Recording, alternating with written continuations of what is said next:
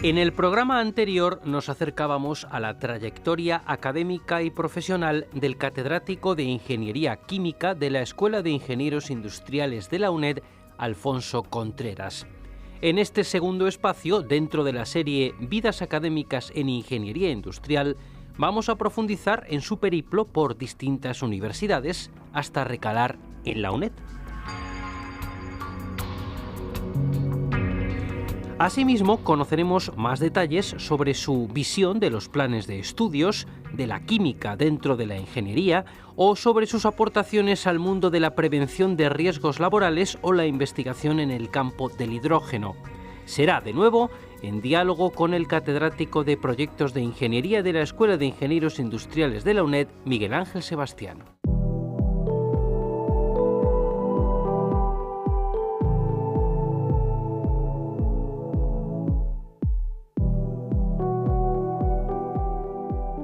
De nuevo nos encontramos con el profesor Alfonso Contreras, a efecto de recordar, dar un rápido repaso a su interesante vida académica en nuestras escuelas de industriales. Reitero los agradecimientos que transmití el programa anterior y que haya hecho hueco en su agenda para poder compartir estos minutos con nosotros. Encantado. Estábamos concursando y estábamos justificando que se celebraban en Madrid por el tema de habilitación.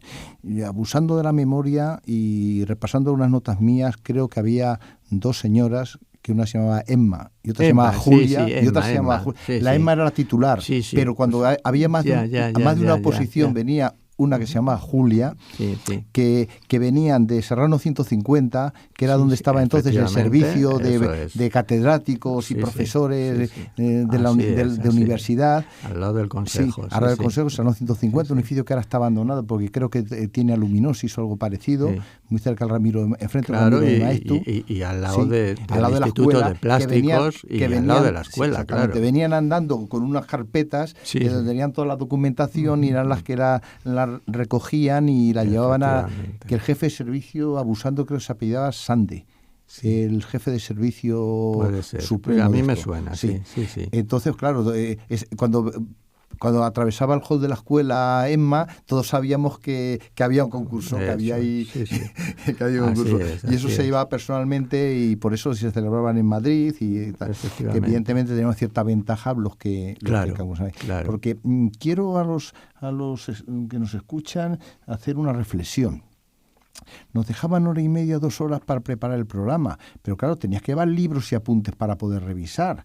Cuando concursarte venía de fuera de Madrid, a veces venía casi con una furgoneta de cosas, mientras que los que teníamos la suerte de que jugábamos en casa, teníamos esos libros en casi nuestro despacho o en el hall y era mucho más fácil poder disponer de esa documentación, ¿no? Totalmente de acuerdo, sí. Efectivamente. Bueno, pues su primera plaza fue en Bilbao. ¿Cómo vio la escuela de Bilbao respecto a la de Madrid? Hombre, la escuela de Bilbao como que tenía más peso en la propia ciudad. Claro. Eso es. O sea, hemos comentado... Era una institución. Eso es, era la institución más importante. En aquel entonces, uno de los catedráticos era el presidente del Banco Bilbao Vizcaya. O sea, que me refiero que los catedráticos allí tenían un nivel muy importante, ¿no? Unos desarrollos profesionales que compaginaban con la docencia muy dignos de mención. De hecho, pues se decía eso, que las 3 autoridades de Bilbao eran el alcalde, el obispo y el director de la Escuela de Ingenieros Industriales. Que no nos oiga el Lehendakari ahora. Bueno, en aquel entonces, por eso digo yo. Pero claro, en aquel entonces también el tema, digamos, de la seguridad, pues estaba de otra manera y entonces, pues, o sea, mi intención, desde luego, desde el primer momento fue, digamos, pues ir allí con todo lo que eso significaba y significara, pero dio la casualidad de que ese mismo año salió a concurso, porque entonces había también concursos, salieron... Es decir, a traslado, por explicarlo al público en general. A traslado. Salieron 3 plazas de catedrático, porque fue el auge de las nuevas escuelas. El boom de las nuevas escuelas. De hecho, pues si no recuerdo mal, yo creo que eran Valencia, Gijón y Valladolid. Entonces, de ellas Valencia era más antigua, Gijón era más nueva y Valladolid solo era el primer ciclo que se había. Efectivamente. Estaban en diversos niveles, pero en esa época estaban todo potenciándose. Sí. Entonces, pues bueno, yo pues tampoco quizá por razones muy concretas, pero bueno, pues también había allí compañeros de la Escuela de Madrid y no me gustaba o pensé que no me gustaría estar a caballo entre Valladolid y Madrid, porque claro, eso, digamos que, por ejemplo, el catedrático con el que yo estuve lo había hecho y bueno, pues yo pensé que si se dedicaba uno a esto se tenía que mudar al sitio, todos, efectivamente, con todas las ventajas e inconvenientes. Eso es. Y pues me decidí por Gijón. Era una escuela nueva, no se tenía por qué hacer ningún descalabro a nadie que estuviera esperando. Que tuviera expectativas y tal. Y bueno, pues... ¿Y cómo es eso de ver una escuela nueva después de haber estado en dos históricas? Pues la verdad porque seguro que hay que arrimar el hombro de otra manera. Eso es. Está todo por hacer, ¿no? Sí. Y además, digamos que los hábitos que en el caso de las escuelas más antiguas están creados,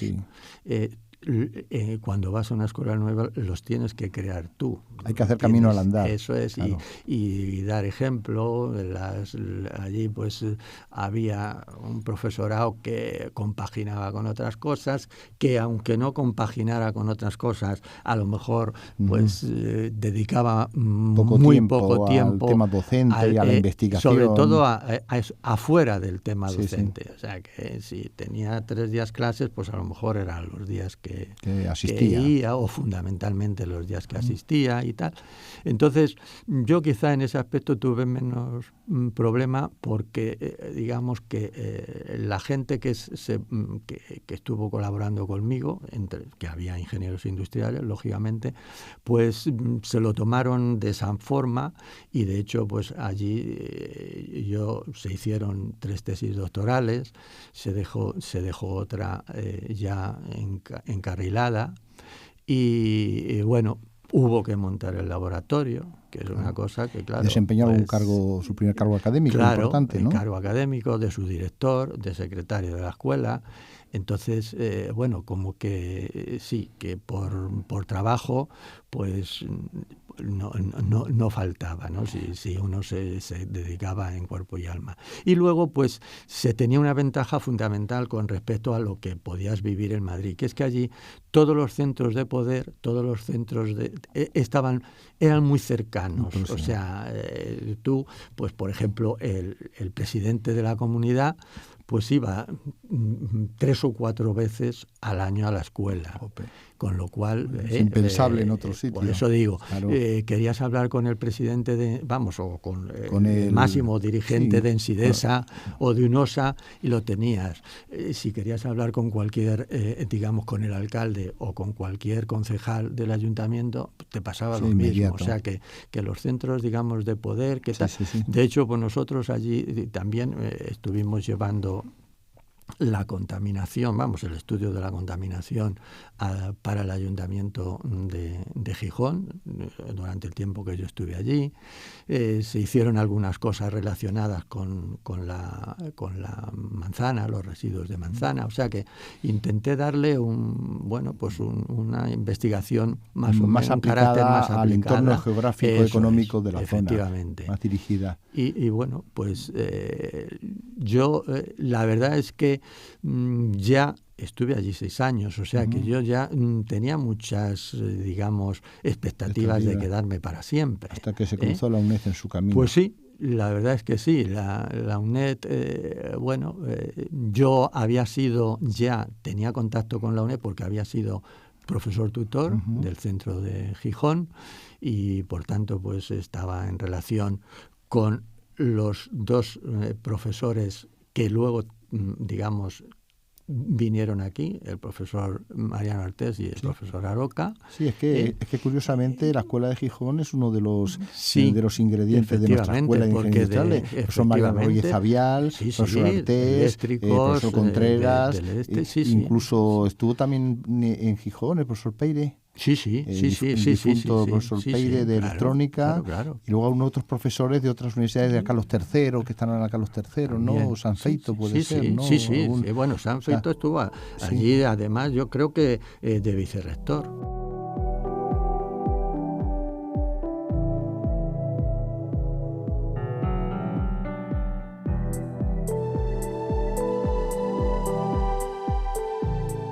Qué curioso, porque fue una época que, como bien ha dicho el profesor Contreras, se abrieron centros nuevos, de expansión, la gente de Madrid que no tenía hueco, claro, fue, y luego la UNED pues sirvió para la Carlos III, el Madrid, el origen, nuevas, digamos, pues sirvió de polo de atracción. Volvió a recoger la gente que había emigrado para reinsertarla en Madrid, ¿no?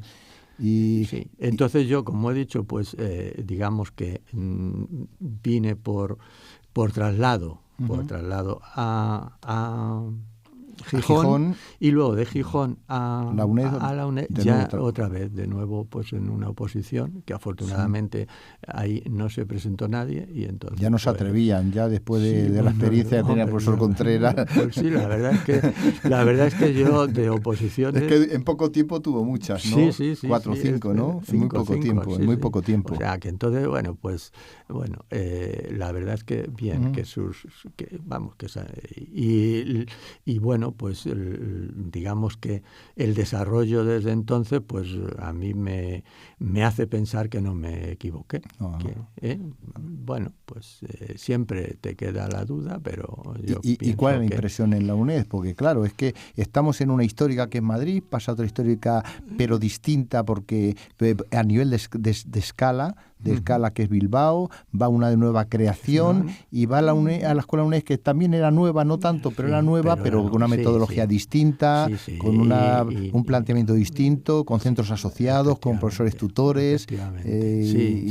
Yo ya he comentado que la idea de lo que era la UNED sí que la tenía, pero claro, tocó también esa época en que pues había que intentar hacer un laboratorio, que se podía hacer cosas de tipo experimental, porque hasta entonces, pues, en realidad el profesorado de aquí lo solía hacer, pues, desde otros centros, tanto de la Escuela de Ingenieros Industriales, como de la Facultad de Ciencias, o la Autónoma también. La Autónoma, efectivamente, todo eso, pues... Al principio la UNED no tenía prácticamente ni locales, con lo cual... significó un hito muy importante, lo de que nos dejaran, digamos, lo que ocupaba parte de psicología, y ahí ya se montó un laboratorio mejor equipado. Lo mismo, pues se han hecho varias tesis y bueno, pues digamos que eso es un poco los comienzos en la UNED. Y luego, pues dio esa casualidad que yo prácticamente con mi poco currículum de UNED a través del puesto de profesor tutor, pues cuando llegué, pues me pidieron que colaborara y al poco de llegar, digamos, pues empecé como vicerrector. De centros asociados, primero, ¿no? Como centros asociados. A mí lo de los centros asociados, de alguna manera, era lo que más conocía. Claro, más sensible a ellos, sí. Y que era lo que yo, digamos, había vivido en mi época de Gijón, ¿no?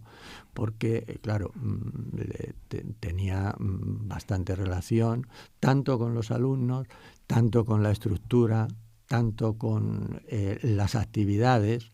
Sí, pero es distinto tener una escuela confinada a un edificio o a dos, como pasaba en Madrid o en Bilbao o en Gijón, a tener todo el territorio. Efectivamente. Pues además usted ha impartido asignaturas de primer curso, en las cuales a veces las prácticas del centro asociado. Yo he tenido la suerte o la desgracia de estar en asignaturas superiores, y aún el concepto de escuela es más monolítico, pero en los primeros cursos es mucho más complejo y disperso, ¿no? Pero yo... Aunque sea más enriquecedor. Claro.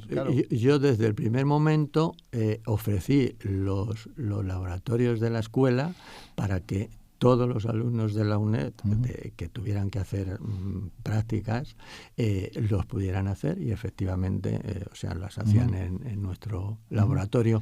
Y por eso digo que a mí, en concreto, la estructura, el funcionamiento, la vida del centro asociado, familiar. Yo lo tenía muy claro. Claro, luego cuando vienes de vicerrector, pues allí tenías una situación muy concreta, pero como tú sabes, pues ocurre que la situación, y más en aquel entonces, de los centros asociados era completamente distinta de unos a otros. O sea, claro, que, es inevitable.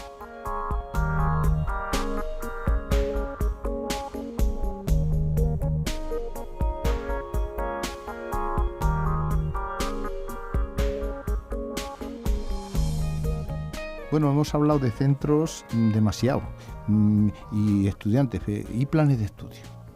Que de los primeros, cuando llegó a la Escuela de la Castellana, la Escuela Actual de la Politécnica de Madrid, pues había el plan 64, luego pasó a 64 en 6 años, allá por el año 76, luego seguro que ya en la UNED sería el mismo que habría más o menos parecido en Bilbao y Gijón, pero ya aquí en la UNED el plan 2001, que emanaba de la LRU, y ahora estamos con los grados, con los másteres, vamos a mejor, vamos a peor, vamos a igual.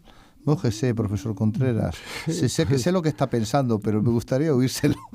No, yo lo que digo es que, el profesor universitario tiene que asumir los cambios que se producen en la sociedad, y no estamos aislados, tenemos que ir en conjunción con Lógico, Europa, y entonces pues todo eso significa, pues no sé si unas rémoras o unas necesidades que a lo mejor no son las que a uno más le podrían satisfacer, pero lo que se ha hecho es que, vista la historia, pues seguramente a lo mejor esto tampoco es lo último, entonces pues la evolución pues es, como en otras ocasiones, es fruto de la situación que en cada momento existe. Con respecto a la formación, pues yo creo que los alumnos tienen las posibilidades, tanto ahora como entonces, o tanto entonces como ahora, de, si se dedican con interés, pues sacar una formación muy importante y que les pueda permitir, que eso yo creo que es una de las características de las escuelas de ingenieros industriales, que les pueda permitir entrar en la vida laboral con muchísimas posibilidades. Sin embargo, entiendo que ahora mismo pues la situación de sus disciplinas, o sea, química 1 y química 2, o ampliación de química, como se quiera llamar, orgánica e inorgánica, está más debilitada de como estaba en planes anteriores, entiendo. Sí, pero luego cree que los mínimos se están cubriendo, ¿no? Yo pienso que sí. Y luego además es que también tenemos asignaturas que son de cuarto, de tercero para los de la especialidad. Más pensando en sostenibilidad, efectivamente, en medio ambiente, ¿no? En tecnologías de medio ambiente. De hecho, nosotros, como yo ya he comentado, pues yo el medio ambiente digamos que es una constante desde que llegué a Gijón, y desde que en aquel entonces era una cosa novedosa, que, como tú sabes, estuvimos pues formando o diseñando la de ciencias medioambientales, la titulación, la antigua licenciatura, y ahora grado de ciencias ambientales, y quizá pues a lo mejor, por poner algún pero, pues que a lo mejor podíamos tener más representación en esos títulos que de la que en realidad en la práctica tenemos. Sí. Que también, ciencias ambientales realmente es una titulación, creo, muy interesante, muy transversal, que participan muchas facultades, y lógicamente pues tiene el reparto natural, sí, aunque se haga de la mejor manera posible, cuando hay varias personas, varios grupos de investigación que tiran, pues se toca menos, o sea, se quiera o no se quiera, y de alguna manera pues eso es, pero bueno, de todas maneras, ya hemos hablado de industriales, hemos hablado de ciencias ambientales, a lo mejor otra de las patas que ha trabajado docentemente pues es prevención de riesgos laborales, ¿no? Sí, también. Sí. Yo ahí, y ha sido pionero en esta casa y sigue dando el do de pecho, ¿no? Efectivamente, sí. Yo ahí tuve la suerte de que desde siempre habíamos tenido contacto con Mario Grau, el profesor Mario Grau, que recientemente jubilado, ¿no? Recientemente jubilado, que estaba trabajando en el Centro Nacional el Instituto de Nacional de Seguridad en el Trabajo, y con él, pues primero tuvimos unos momentos de comienzo que mezclábamos seguridad y medio ambiente, y ya nos focalizamos en seguridad. Salieron esos temas a nivel de comunidades autónomas, de que se daban unas titulaciones de grado medio y grado superior en seguridad, técnicos. Y ahí nosotros, como entidad colaboradora, pudimos, nos aceptaron los programas, nos aceptaron el profesorado. Se reconocía a nivel de esa titulación oficial. Se tenía en aquel entonces muchos conocimientos y, bueno, pues tuvimos un desarrollo que dio lugar a varias, digamos, ediciones y promociones, de titulados. Lo resolvimos según iban surgiendo los problemas de la mejor forma que podíamos, porque en esto, como en todo el alumnado de la UNED, nosotros teníamos alumnos de toda España, no es que ni siquiera fueran de la Comunidad de Madrid. Comunidad de Madrid era la que daba la titulación. La UNED tiene otra perspectiva, claro, respecto a otras pero universidades. de validez en todo el territorio español, las titulaciones.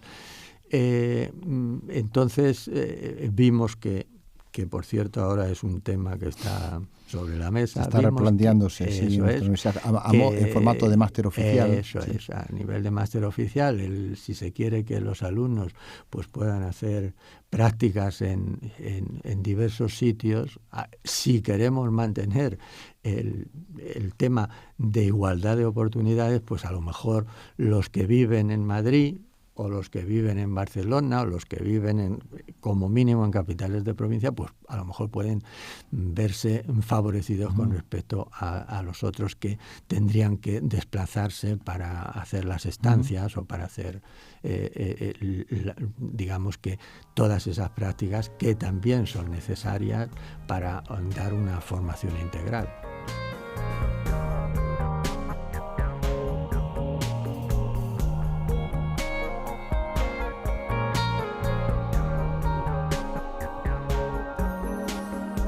Profesor Contreras, hemos empezado por la química inorgánica, química analítica, tecnologías de medio ambiente, prevención de riesgos laborales. No me resisto a terminar la entrevista sin hablar del hidrógeno. De su estancia en Estados Unidos, de las tesis dirigidas, su línea de investigación. Cuéntenos, para los que no tenemos nada de eso, cuéntenos algo. Pues yo, como he dicho, hicimos una tesis doctoral en concreto sobre biometanización de residuos de EDARES, de estaciones depuradoras de aguas residuales urbanas. ¿No? Y eso, pues nosotros pensando en el metano. Y eso hizo que pudiéramos mandar una comunicación a un congreso que se celebraba en Miami y nos lo admitieron, yo estuve allí defendiéndolo. Y desde entonces, pues esa fue también una idea que yo tenía de que, bueno, era una cosa que se podía seguir. Y vi que había allí precisamente un profesor que se dedicaba en general a nuevas energías, entre ellas uno era la biometanización, luego evolucionó hacia el hidrógeno y cuando después de los 2 periodos de vicerrector dieron esa oportunidad, yo inmediatamente lo pensé y nada, efectivamente, pues me aceptaron. Solicitó un año sabático. Un año sabático, allí... todo el mundo nos oxigenamos y usted se hidrogenó. Sí, eso es. Exactamente, eso es en resumen. El profesor Viceroglu, que por cierto acabo de estar con él ahora en Zaragoza, pues era una autoridad mundial. De eso, además, pues dentro de la Universidad de Miami, pues en el sitio en que yo estuve se llamaba Clean Energy Research Institute, o sea, energías limpias. Entonces el hombre se dedicaba al hidrógeno. Era una autoridad entonces y un pionero. Ahora pues sigue siendo una autoridad mundial. Y bueno, pues eso fue lo que me animó a seguir con esa línea, que bueno, pues estaba relacionada con el medio ambiente, estaba relacionada con lo que yo había hecho allí en Gijón, y la verdad es que pues desde entonces sí, efectivamente, se han leído 3 tesis doctorales y ahora hay 2, una de ellas también directamente relacionada. Estamos en contacto con el Centro Nacional del Hidrógeno de Puerto Llano. Precisamente ayer estuve yo con la directora. ¿Y la humanidad puede estar tranquila de que esa es una línea en futuro? Pues hombre, desde luego... Que no va a resolver muchas cosas, ¿no? Sobre todo la contaminación a nivel de ciudad. O sea que, bueno, el coche de hidrógeno ya es una realidad. Precisamente aquí en la exposición esta de Zaragoza, pues había 2 modelos de BMW, había un modelo de Toyota. De eso yo me monté en uno. O sea que me refiero, no se nota nada, lo único que no se oye. Es más, que uno de los problemas que tienen los coches de hidrógeno es que hay que tengan ruido para que los peatones se den cuenta de que van funcionando. De hecho, ya los híbridos en zonas peatonales, que ya detecté con los primeros Toyota híbridos en zonas peatonales, que son peligrosísimos los taxis. Efectivamente, porque, o sea que entonces se están resolviendo unos problemas y surgen otros. Estamos tan familiarizados con el ruido de los coches que cuando desaparece se convierte en peligro. Eso es. Y de hecho en Madrid-Barcelona se ha desarrollado un programa que se llamó a nivel europeo el programa CUTE, Clean Urban Transport for Europe, que suponía que existieran 2 autobuses de línea EMT en Madrid y en Barcelona para que probar la seguridad, probar pues el buen funcionamiento de estos autobuses movidos exclusivamente por hidrógeno. Y la experiencia más importante que se sacó de aquello es que no se enteró ningún usuario de que iban, de motor, de que iban en un autobús movido con pilas de combustible de hidrógeno. O sea que me refiero que, bueno, eso si se pudiera generalizar, pues sería una ventaja de cara a una menor contaminación, de cara a una atmósfera, digamos, pues más humana, mucho más limpia, más humana en las ciudades. Pues muchas gracias, profesor Contreras.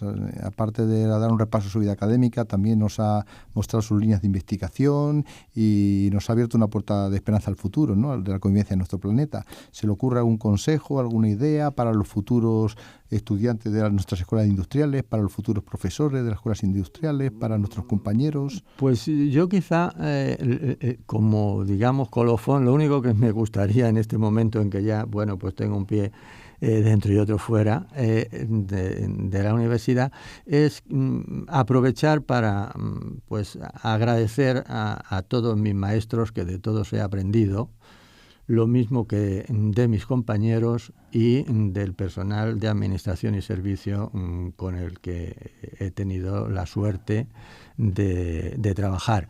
Les doy a todos las gracias y si a alguno le he molestado o he hecho alguna cosa que les haya podido, digamos, sentar o no esperaban de mi comportamiento, pues decirles que sin duda fue sin querer. Pues si me lo permite, en nombre de los compañeros le doy las gracias a usted. Muchas gracias por todo. Así cerramos esta 12ª entrega de Vidas Académicas en Ingeniería Industrial, una serie de programas que rinde homenaje a los grandes profesores de nuestras escuelas de ingenieros industriales que han destacado por sus conocimientos, capacidad e influencia. Una iniciativa que puede seguirse íntegramente en el canal de la UNED, canal.uned.es, y en el espacio de la UNED en YouTube. Hasta una próxima ocasión.